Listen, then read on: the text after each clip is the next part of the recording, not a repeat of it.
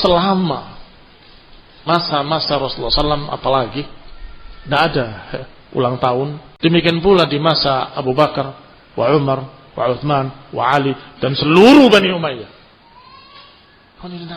Di belakang-belakang baru muncul. Taib, itu pertama. Ada juga yang beralasan dengan alasan lain. Kalau memuliakan dirinya, nggak tanya dalil. Kalau merayakan kelahiran dirinya, nggak tanya dalil. Tapi kalau merayakan Nabi Muhammad, memuliakan Nabi Muhammad, tanya dalilnya. Siapa yang merayakan ulang tahun?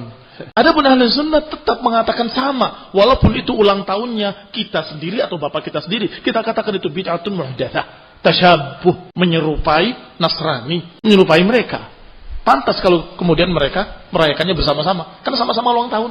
Ini ulang tahun, itu ulang tahun. Ini ulang tahun Nabi, mereka ulang tahun katanya Nabi juga. Kata kita Nabi, kata mereka Tuhan atau anak Tuhan. Ajaib. Adapun Islam sesungguhnya tidak mengajarkan yang demikian, la fil Quran wala fis sunnah wala fi fi'lin Nabi wala fi fi'lis sahabat. Tidak ada ulang tahun Nabi ataupun ulang tahun sahabat, ulang tahun Abu Bakar, ulang tahun Umar ataupun ulang tahun para tabi'in dan tabi'in, tidak ada. Alhamdulillah rabbil alamin. Itu sangat jelas dan sangat jelas.